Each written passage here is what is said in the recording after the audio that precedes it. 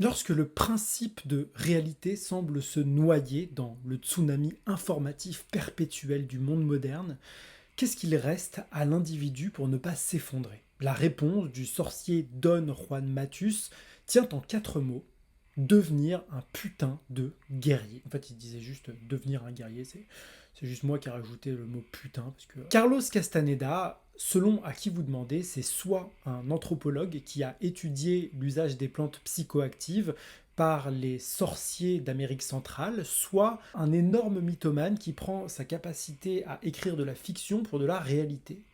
Mais on s'en fout. Dans ses bouquins, Carlos Castaneda, il raconte sa rencontre avec Don Juan Matus, un sorcier yaqui qui va lui enseigner l'art de devenir un guerrier. Le guerrier, selon ce personnage, c'est celui qui crée sa propre réalité contre les représentations que voudraient lui imposer des forces extérieures. Le guerrier, c'est celui qui vit au gré de sa propre intuition, selon sa propre perception, selon ce que ses sens lui communiquent et rien d'autre. C'est celui qui s'émancipe du fait de regarder le monde pour apprendre à le voir. Vous voyez la nuance? Et à l'inverse du soldat qui obéit aux ordres de ses forces extérieures, le guerrier, lui, ne se laisse dicter ni son bien ni son mal.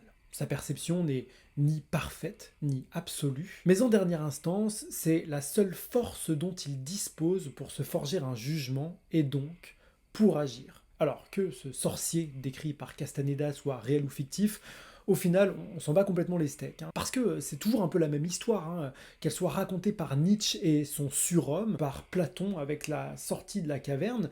Cette histoire de guerrier, ça parle toujours du fait de libérer l'individu des histoires que lui raconte le monde pour lui permettre de rencontrer et de réaliser sa propre histoire. C'est-à-dire de rencontrer son essence et de faire de cette essence, de cette force primordiale, le souverain de son existence. Et de s'engager dans cette voie avec autant de force que d'humilité, c'est-à-dire sans jamais baisser la tête devant personne, ni jamais laisser qui que ce soit baisser la tête devant soi. Il y a du panache quand même. Je veux dire, ce genre d'horizon-là, c'est quand même vachement plus sexy que de plier à la première injonction qui consiste à se comporter comme ceci, à penser comme cela, en s'excusant sans cesse d'être qui on est, juste parce qu'on a peur de voir notre authenticité rejetée par un monde qui préfère imposer sa réalité sur les individus plutôt que de permettre aux individus d'éprouver leur réalité de façon subjective. Moi, je trouve que par les temps qui courent et au gré des histoires qui traversent ces temps-là, cette affaire de guerrier-là, ça peut pas faire de mal de s'en rappeler de temps en temps.